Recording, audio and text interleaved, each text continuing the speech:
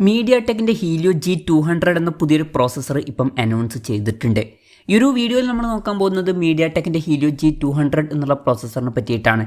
പിന്നെ വീഡിയോ തുടങ്ങുന്നതിന് മുമ്പ് പറയാനുള്ളൊരു കാര്യം എന്താ വെച്ചാൽ, ഇതുപോലെ നിങ്ങളുടെ സ്വന്തം ഫോട്ടോ അല്ലെങ്കിൽ നിങ്ങൾക്ക് ഇഷ്ടപ്പെട്ട ഡിസൈൻ പ്രിന്റ് ചെയ്തിട്ടുള്ള മൊബൈൽ കേസുകൾ അഫോർഡബിൾ ആയിട്ടുള്ള പ്രൈസ് റേഞ്ചിൽ വേണം എന്നുണ്ടെങ്കിൽ ഇവിടെ ഒരു വാട്സപ്പ് നമ്പർ കൊടുക്കുന്നുണ്ട്. താഴെ ഡിസ്ക്രിപ്ഷനിലും കമൻറ്റ് ബോക്സിലും ആ ഒരു വാട്സപ്പ് നമ്പർ കാണാം, നിങ്ങൾക്ക് കോൺടാക്ട് ചെയ്യാവുന്നതാണ്. അപ്പം നമ്മൾ ആദ്യം ഫീച്ചേഴ്സും കാര്യങ്ങളൊക്കെ നോക്കുകയാണെന്നുണ്ടെങ്കിൽ ഈ ഒരു പ്രോസസ്സർ എന്ന് പറയുന്നത് ഒക്ടാ കോർ പ്രോസസ്സറാണ്. അതായത് 8 കോറുകൾ വരുന്നുണ്ട്. TSMCയുടെ 6nm പ്രോസസ്സറാണ് ഇത്. പിന്നെ ഇതിൽ CPU കാര്യത്തിൽ 2.2 GHz ക്ലോക്ക് ചെയ്യുന്ന കോർട്ടെക്സ് A76ൻ്റെ 2 കോറുകളും അതുപോലെ തന്നെ 2 GHz ക്ലോക്ക് ചെയ്യുന്ന കോർട്ടെക്സ് A55ൻ്റെ 6 എഫിഷ്യൻസി കോറുകളും വരുന്നുണ്ട്. അതുപോലെ തന്നെ GPUയുടെ കാര്യത്തിൽ മാലി G57 എന്നുള്ള GPU ആണ് വരുന്നത്. ഇതിൻ്റെ ക്ലോക്ക് സ്പീഡ് വരുന്നത് 1.1 GHz ആണ്.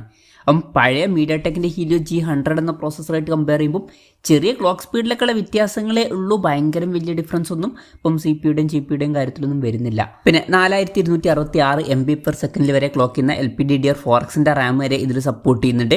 പിന്നെ UFS 2.2 സ്റ്റോറേജ് ടൈപ്പാണ് ഇതിൽ മാക്സിമം സപ്പോർട്ട് ചെയ്യുക.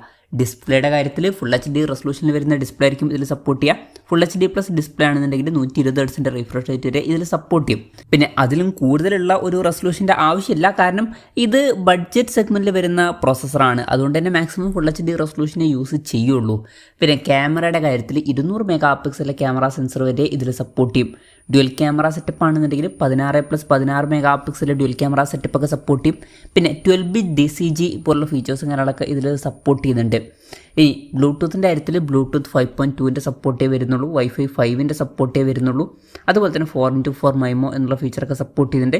ഡ്യുവൽ 4G സപ്പോർട്ടാണ് ഇതിൽ വരുന്നത്. ശ്രദ്ധിക്കേണ്ട കാര്യം, ഇതിൽ 5G സപ്പോർട്ടില്ല, മാക്സിമം 4G സപ്പോർട്ടേ ഉണ്ടാവുള്ളൂ. അപ്പം ഇതൊക്കെയാണ് ഫീച്ചേഴ്സിനെ പറ്റി പറയാനുള്ള കാര്യങ്ങൾ. പിന്നെ ഏത് പ്രൈസ് റേഞ്ചിൽ വരുന്ന ഫോണുകളിലായിരിക്കും ഈ ഒരു പ്രോസസ്സർ കാണുക എന്ന് ചോദിച്ചാലും അത്യാവശ്യം കുറഞ്ഞ പ്രൈസ് റേഞ്ചിൽ വരുന്ന ഫോണുകളിലായിരിക്കും ഈ ഒരു പ്രോസസ്സർ കാണുക. നമുക്ക് ഈ ഒരു പ്രോസസ്സർ ഒരു 9,000 ടു ഒരു 13,000-14,000 രൂപ പ്രൈസ് റേഞ്ചിൽ വരുന്ന ഫോണുകളിൽ വരെ എക്സ്പെക്റ്റ് ചെയ്യാവുന്നതാണ്. അപ്പോൾ കുറഞ്ഞ പ്രൈസ് റേഞ്ചിൽ വരുന്ന ഫോണുകൾക്ക് പറ്റിയിട്ടുള്ള ഒരു പ്രോസസ്സറായിരിക്കും ഇത്. ഇനി ഏതൊക്കെ ഫോണുകളിലായിരിക്കും ഈ ഒരു പ്രോസസ്സർ വരിക എന്ന് വെച്ചാൽ, ഏതൊക്കെ ഫോണുകളിലാണ് വരിക എന്നുള്ളതിനെ പറ്റിയിട്ടുള്ള കൂടുതൽ കാര്യങ്ങൾ ഇപ്പം പറയാൻ കഴിഞ്ഞിട്ടില്ല. എന്നാലും മിക്ക ബ്രാൻഡുകളും അവരുടെ 4G ഫോണുകൾ ലോഞ്ച് ചെയ്യുമ്പം ഈ ഒരു പ്രോസസ്സർ യൂസ് ചെയ്യാനൊക്കെ ചാൻസ് ഉണ്ട്.